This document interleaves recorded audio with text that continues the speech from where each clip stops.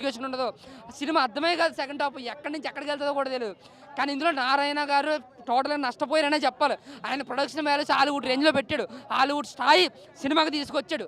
But ఈ direction కావచ్చు, లేదంటే యష్ గారు కావచ్చు, దాన్ని సరిగ్గా తీర్చిదిద్దలేదన్న ఫీలింగ్ అయితే ప్రతి ఒక్కరికి వస్తుంది సినిమా. యష్ గారు యాక్టింగ్ సూపర్, బ్యాక్గ్రౌండ్ సూపర్, ఈ రెండే బాగున్నాయి సినిమాలో.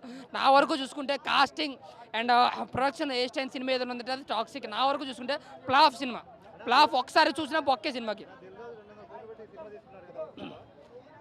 దిల్ రాజు గారి టైం బాగాలేదు ఫస్ట్ ఆఫ్ ఆల్, మనం అది ఒప్పుకోవాలి. ఆయన 200 కోట్లు పెట్టినా 100 కోట్ల సినిమా మన తెలుగులో 30 కోట్లు కూడా ఖర్చలేదు. ఓపెన్గా చెప్తాను అంతే. Thank you.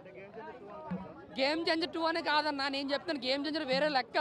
టాక్స్ వరకు చూసుకుంటే మనకే ఉపేంద్ర గారిది మొత్తం అందరిది ఒక సినిమా వచ్చింది, ఏది సారీ పేరు గుర్తులేదు, నిజంగా చెప్తున్నాను ఆ సినిమాలాగా అనిపించింది. నా వరకు చూసుకుంటే ఫ్లాప్ అన్న.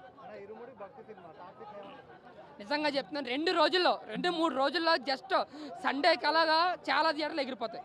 మళ్ళీ 23 వేస్తారు. ఏదైతే తప్పు చేస్తారో 23 తీసేసి టాక్సిక్ తీసి ఏదైతే తప్పు చేస్తారో అదే తప్పుని 2 రోజుల్లో సరిదిద్దుకుంటారన్న ఖచ్చితంగా. Thank you.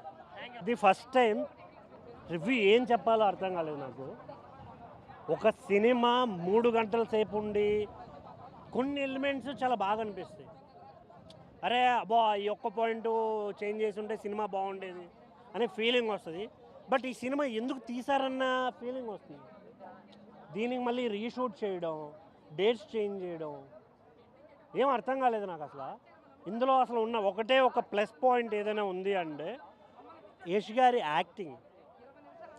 ఫస్ట్ నుంచి లాస్ట్ వరకు అంతా నరుకుడు, అది ఇది రొమాన్స్ అన్నీ చూపించి లాస్ట్లో పర్ఫార్మెన్స్ ఉంటుంది. చాలా చాలా బాగా అనిపిస్తుంది ఆ పర్ఫార్మెన్స్. బట్ సినిమాలో ఏముందిరా ఇందులో, దేనికి చూడాలి జనాలు ఈ సినిమాని? ఇంతమంది హీరోయిన్ల క్యారెక్టర్లు పెట్టారు. నయనతార గారు ఉన్నారు, మన రుక్కు ఉంది, కియారా ఉంది, ఇంకా చాలామంది క్యారెక్టర్ ఆర్టిస్టులు ఉన్నారు. బట్ ఎందుకు తీశారు ఈ సినిమా? అసలు ఈ పాయింట్ ఏంటి? మీరు చెప్పాలనుకున్న ఇదేంటి? ఫాదర్ సన్ రిలేషన్ గురించి కానీ దేని గురించి లేదు.